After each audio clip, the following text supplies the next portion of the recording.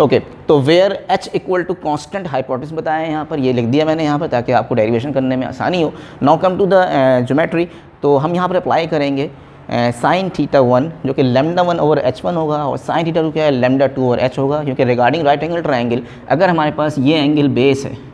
ठीक है, regarding this angle base, तो ये वाला हाइपोटेनस बेस के साथ ये एंगल जो है हमारे पास है परपेंडिकुलर, तो हमें लगाना है यहाँ पर sine theta is equal to perpendicular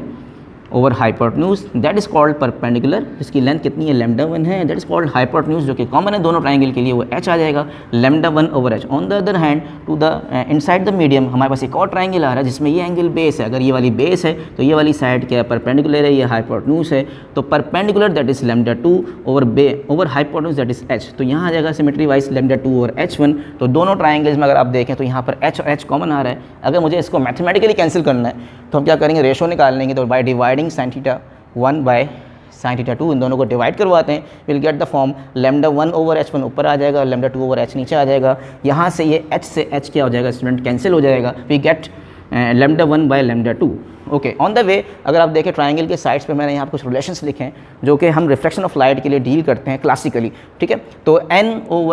n equal to c over v, ये फार्मूला हम ये लगाते हैं उस वक्त जब हम बात करते हैं इंडेक्स ऑफ रिफ्लेक्शन की, कि लाइट इंटर होती है किसमें, एक मीडियम से दूसरे मीडियम में, तो we have a formula for n, ये हमारे पास क्या है, speed of light in vacuum है, और लाइट की स्पीड वैक्यूम में कांस्टेंट रहती है, उसका रेशो ले रहे हैं इन अ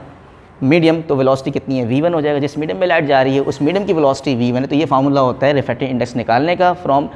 रेयर टू डेंसर या डेंसर टू रेयर, ठीक है। तो अगर ये n equal to c upon v formula है इंडेक्स ऑफ रिफ्लेक्शन निकालने का, तो इन दैट वे हम यहाँ से v निकालना चाह रहे हैं, v को ऊपर ले जाएं, n को नीचे ले जाएं, तो v equal to c by n आ जाएगा। एक ये रिलेशन हमें क्या करना है, स्नेल्स की डेरिवेशन में अप्लाई करना है। दूसरा फ़ायदा formula of wave velocity, every wave velocity as a wave nature हम बात कर रहे हैं, क्लासिकल बात कर रहे हैं, तो v is equal to f lambda है, और यहाँ से अगर लैम्डा को एलिमिनेट करोगे तो लैम्डा डिवाइड निकालने के लिए f नीचे के डिवाइड होगा, तो lambda is equal to v by h। बस ये दो रिलेशंस अगर आप पुटअप करें और दोनों मीडियम्स के लिए अगर हम इसको करस्पॉन्डेंस पुट करें तो हमारे पास स्नेल्स लॉ आ जाएगा। तो इन शॉर्ट अगर देखें तो यहाँ आ जाएगा लैम्डा 1 ओवर लैम्डा 2।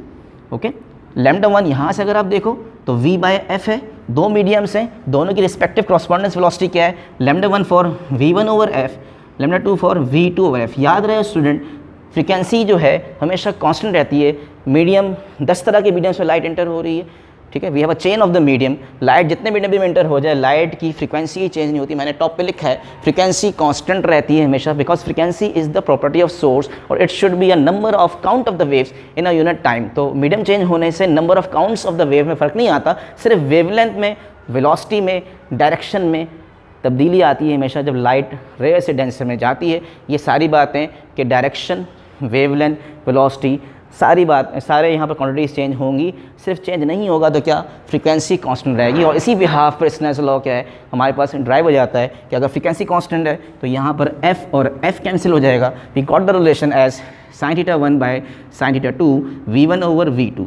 फिर हम यहाँ पर आ जाएंगे सेकंड रिलेशन पे, जो हमने यहाँ पर निकाला, लैम्डा का वैल्यू जो है v अपॉन f है फॉर द टू मीडिया। हमारे पास क्या है, v1 जाएगा, वहाँ पर c कांस्टेंट रहेगा, speed of light in a vacuum medium, c दोनों मीडियम के लिए कांस्टेंट रहेगा, v बाय n1 और c by n1 divide by c by n2। इसको थोड़ा सा मैंने सॉल्व करके दिखाया था कि मिस्टेक ना हो, तो c बाय n1 ऊपर रेशो आ जाएगा हमारे पास, डिवाइड बाय, अगर नीचे फ्रैक्शन आ रही है तो it will be reciprocal to the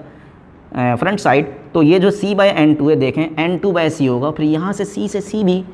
ये कांस्टेंट टर्म जो speed of light in vacuum है ये कैंसिल आउट हो जाएगा और रेशो हमारे पास n2 ओवर n1 आ जाएगा। अब इसको थोड़ा सा देखें तो रिलेशन हमारे पास क्या है, दस we got the relation n1 यहाँ डिवाइड, ऊपर आके क्रॉस में मल्टीप्लाई होगा, ठीक है, इस तरह ये n2 ऊपर है, ये साइन थीटा 2 ऊपर क्रॉस में जाएगा, तो n1 sine theta 1 equal to n2 sine theta 2, ये ड्राइव हो गया। तो यहाँ पर हम इस तरह से स्नेल्स लॉ की डेरिवेशन को प्रोसीड करते हैं, ठीक है। तो यहाँ तक हम अगर बात करें तो मैं इसको एंड करूँगा, और इसको जब भी आप प्रैक्टिस करना चाहें ये डायग्राम्स ये वाली बना सकते हैं। अगर ये नहीं भी बना रहे तो इस तरह से आप इस डायग्राम को एक्सपोज करके अपनी फॉर्मुलेशन और डेरिवेशन एक्सपोज कर सकते हैं। तो यहाँ तक इसको एंड करते हैं स्टूडेंट, और वीडियो को आप लाइक, शेयर और सब्सक्राइब ज़रूर करें, ठीक है, ताकि दूसरे स्टूडेंट्स तक